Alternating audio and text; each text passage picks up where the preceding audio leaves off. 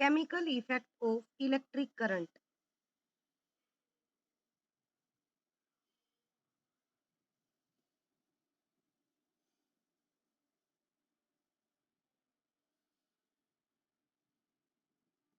Electric current के chemical effect के बारे में हम पढ़ेंगे, जिसमें आपने देखा होगा कि जब इलेक्ट्रिसिटी को आप जानते हो, बिजली, विद्युत, बिना इलेक्ट्रिसिटी के हमारे आज के जो भी काम है वो सारे पेंडिंग है, मतलब नहीं हो पाएंगे।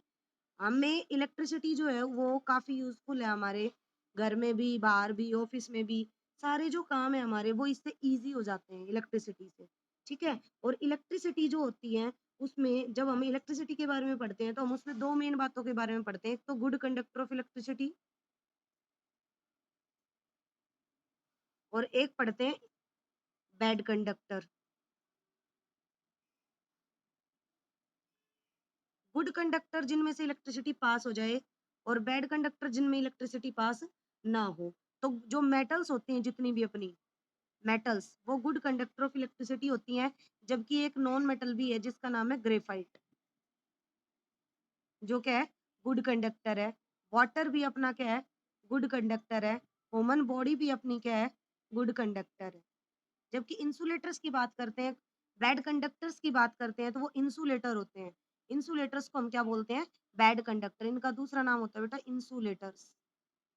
इनमें क्या आते हैं आपके, जितने भी rubber,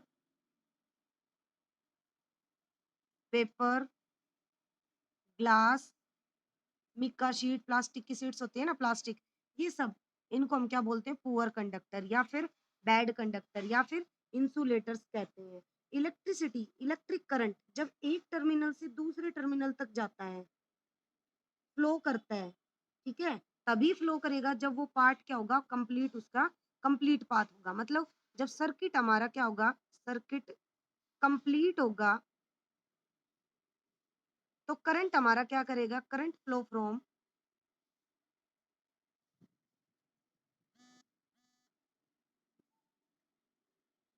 current flow from one terminal to another terminal.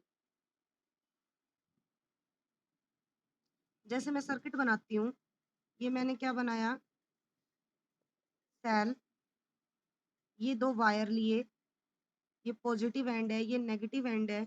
यहाँ पे हमने एक स्विच लगाया, और यहाँ हमने एक बल्ब लगा दिया।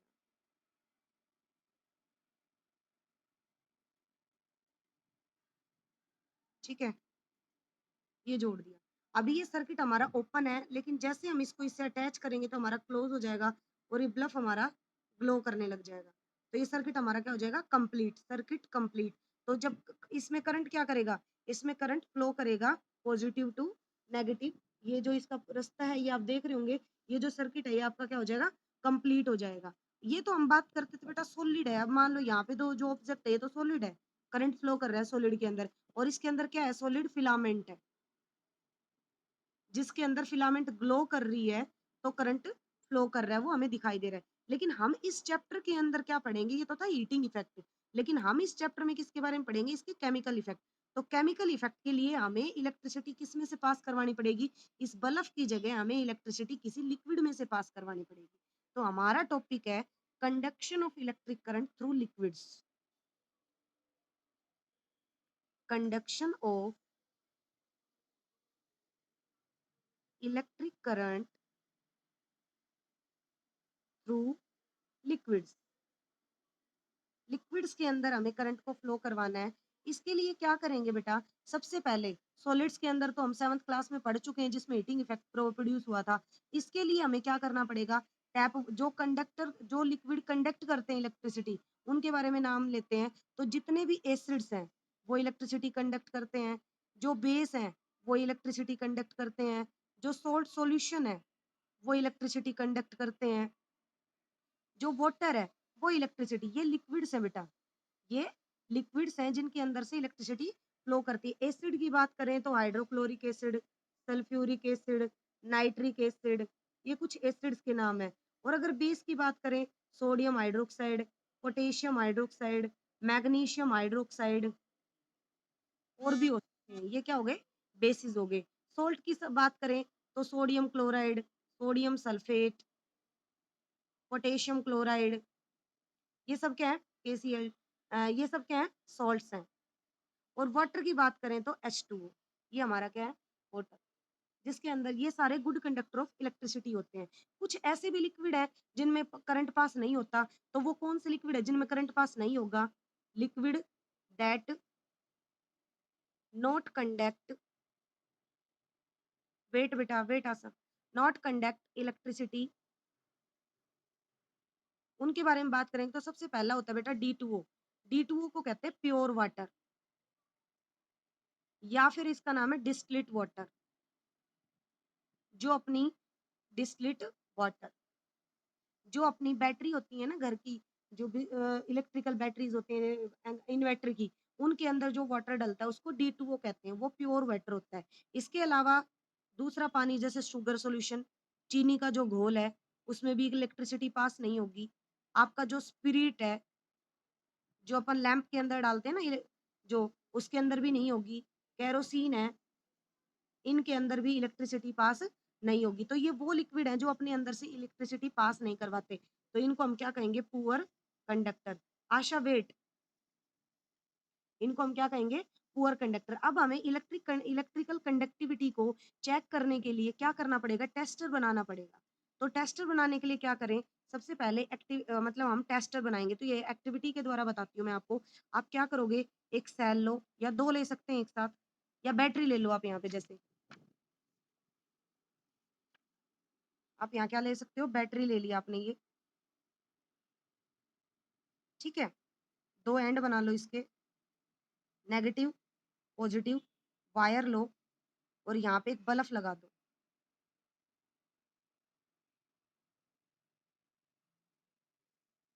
ठीक है? एक एंड इसके पॉजिटिव टर्मिनल से जोड़ दो, एक ये नेगेटिव, और यहाँ पे बेटा आप कोई 2 कील लगा दो।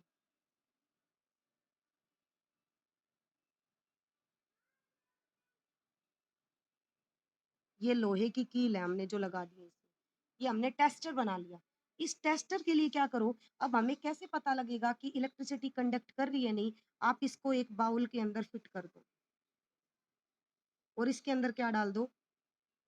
जो लिक्विड टेस्ट कर रहे हो आप डालो। अगर बल्ब ग्लो कर रहा है, जैसे आपने सोल्ट सॉल्यूशन डाला, आपने क्या डाला इसमें? सोल्ट सॉल्यूशन, और बल्ब क्या कर गया? ग्लो। इसका मतलब आपको क्या पता लगेगा कि इलेक्ट्रिसिटी कंडक्ट कर रही है। लेकिन अगर आपने यहाँ पे क्या डाल दिया? डिस्टिल्ड वाटर डाल दिया, तो ये बल्ब ग्लो नहीं करेगा। इसका मतलब ये क्या है? इंसुलेटर है। सेकंड एक्टिविटी जो है, हम एक और कह सकते हैं, ये तो था कंडक्टिविटी टेस्ट करना। अब लिक्विड जो है, इसके लिए पता लग गया होगा कि भई हम इसमें डिप कर लेंगे किसी भी इसके अंदर, बल्ब ग्लो कर रहा है इसका मतलब करंट फ्लो कर रहा है, इसका मतलब लिक्विड कंडक्टर है। बल्ब ग्लो नहीं कर रहा है इसका मतलब कंडक्टर ना, जो आपका जो लिक्विड आप ले रहे हो वो कंडक्टर नहीं है। यही एक्टिविटी आप कहीं किसी भी चीज़ पे जो यूज़ कर सकते हो। जैसे आप apple juice, orange juice, refined oil, इन सब पे यूज़ कर सकते हो। तो आपको पता लग जाएगा कि कौन से कंडक्टर हैं और कौन से इंसुलेटर हैं। इसके बाद हम बात करते हैं, भई हमें ये पता लग गया, हमें कुछ सैंपल्स के नाम का पता लग गया कि ये कंडक्टर्स हो गए और ये क्या हो गए? इंसुलेटर। किसके द्वारा? हमने इसका इलेक्ट्रिसिटी इफ़ेक्ट कर लिया, ठीक है? एक और भी इफ़ेक्ट होता है बेटा, हम क्या करें? मैग्नेटिक इफ़ेक्ट भी यूज़ कर सकते हैं। जैसे ये वायर जो आपने लिए ना, इनकी जगह पे आप क्या लगा दो? जो ये स्टेटमेंट आपने बनाई, इसकी जगह पे आप क्या लगा दो? एक कंपास लगा दो।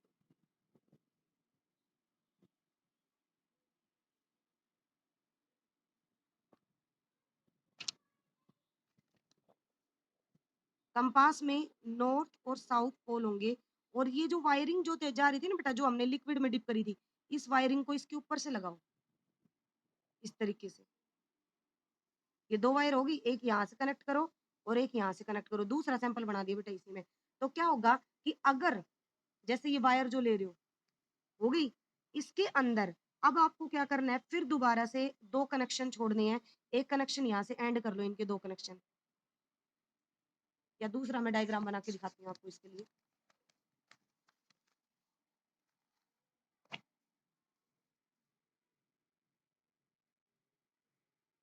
इसके अंदर आपने कंपास रखा, ठीक है? और ये वायरिंग ले लो,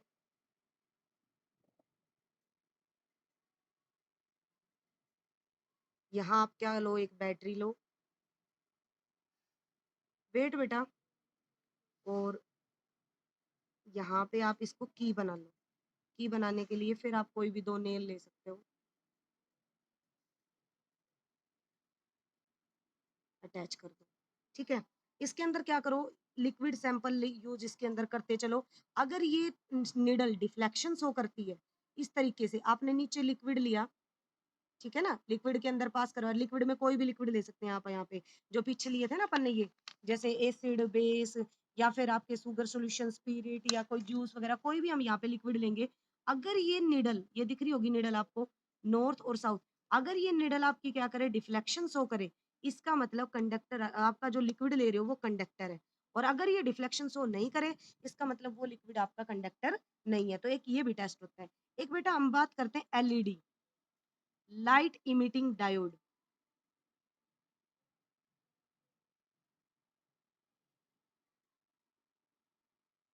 ये वो डिवाइस है बेटा जो वीक करंट को डिटेक्ट करता है, टू डिटेक्ट वीक करंट।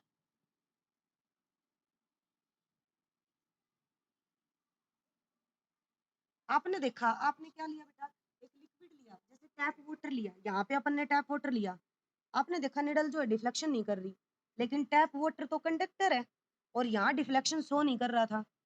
आपको तो ये लगा कि इसका मतलब तो भई ये जो पानी है ये कंडक्टर नहीं है। लेकिन नहीं, कई बार क्या होता है कि जो अगर करंट कम है ना, तो वो हमें डिफ्लेक्शन के द्वारा भी नहीं पता लगता। उसके लिए हम इस टेस्ट की बजाय क्या लेंगे वहाँ पे, एलईडी रख देंगे। मतलब ये जो पोर्शन है, इसको यहाँ से रिमूव करके और इसकी जगह पे एलईडी लगा देंगे। एलईडी ऐसी होती है बेटा, ये शेप होती है उसकी। एक वायर छोटा होता है और एक वायर क्या होता है उसका, लंबा होता है। एलईडी समझ में आ गए? एक वायर क्या होता है, छोटा, और एक क्या होता है, बड़ा। तो उसको एक पॉजिटिव से और एक नेगेटिव से जोड़ दिया जाता है।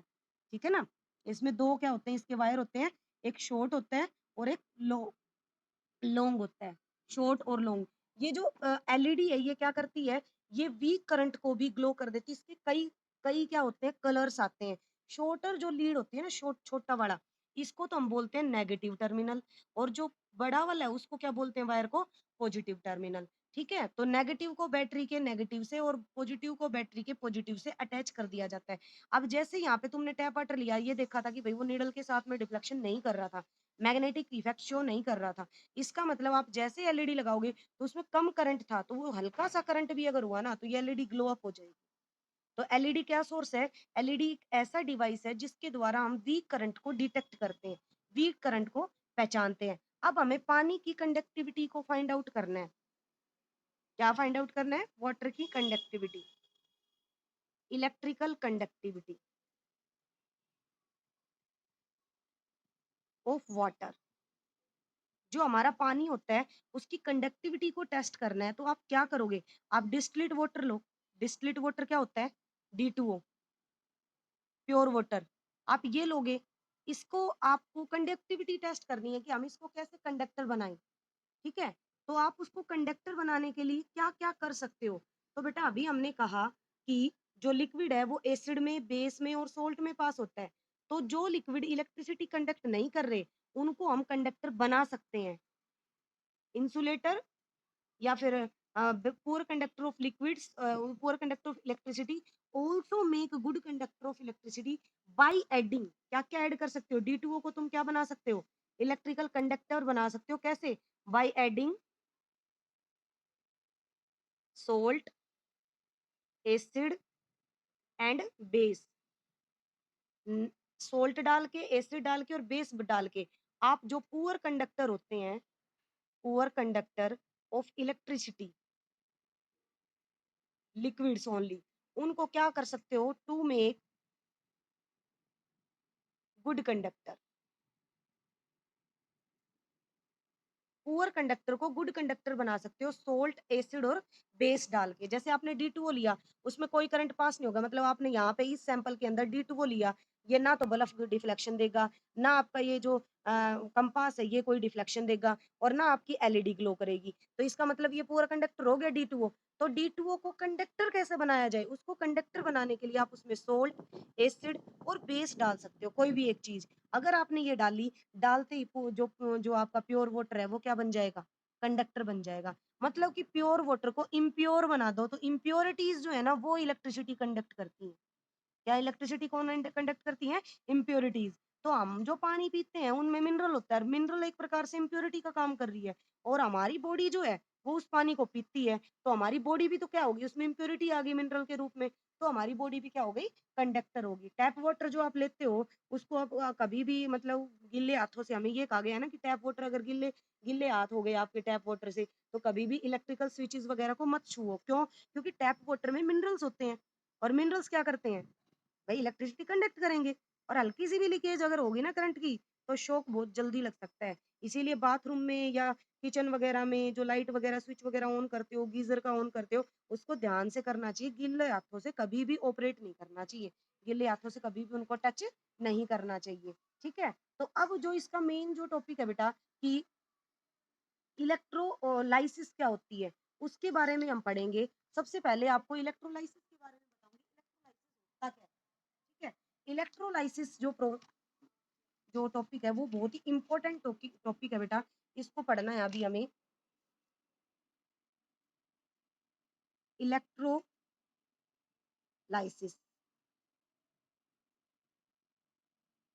इलेक्ट्रोलाइसिस जो है क्या होता है इसके बारे में, it is the process of breaking electrolyte on passing electric current. It is the process of breaking electrolyte, electrolyte वो सॉल्यूशन है, ऑन पासिंग इलेक्ट्रिक करंट।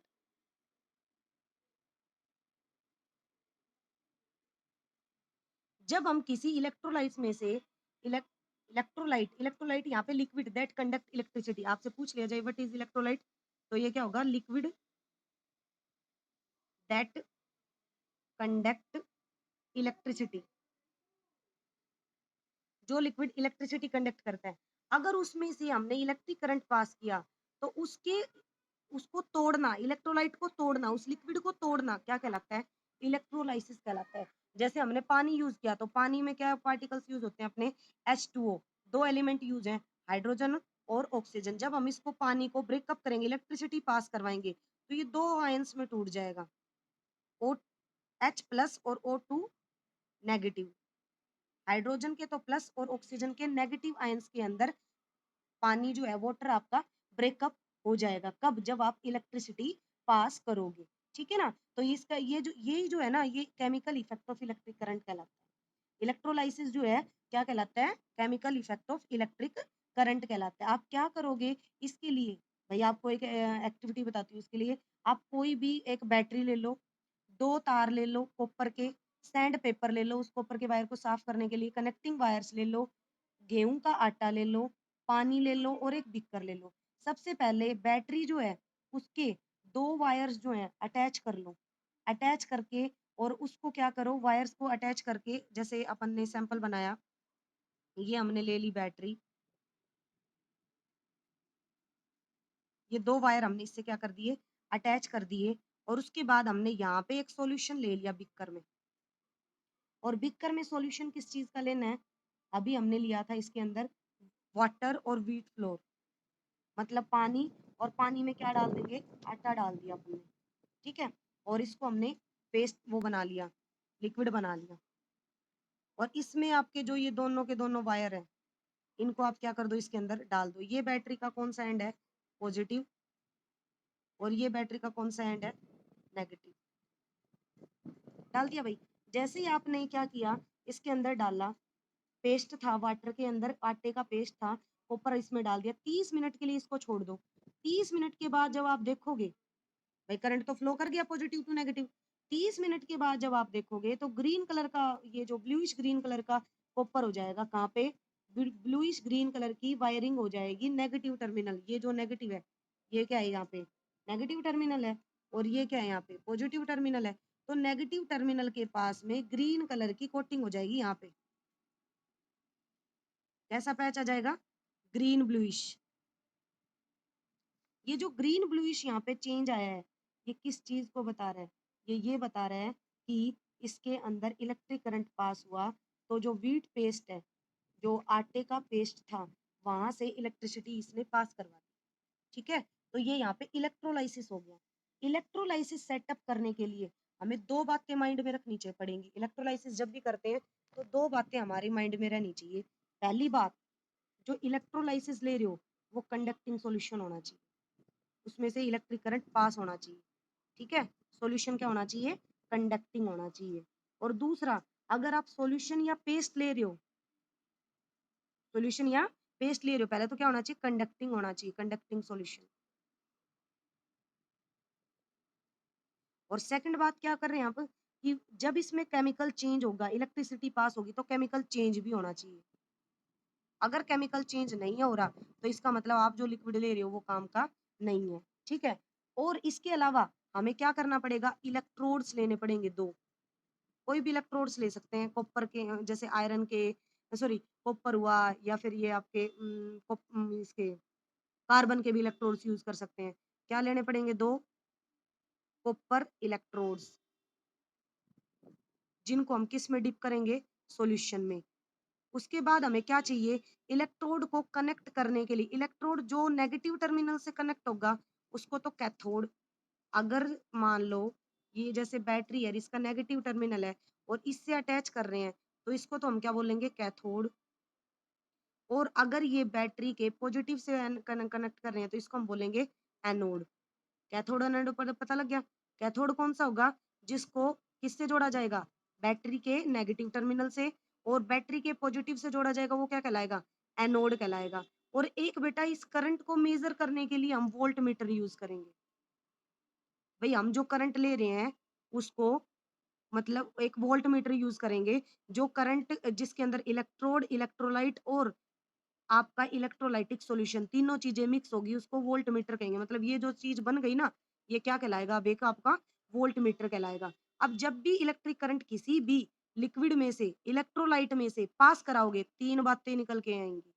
क्या तीन बातें होंगी, पहली बात कलर चेंज, दूसरी बात बबल फॉर्मेशन, और तीसरी बात metal deposit on negative electrode.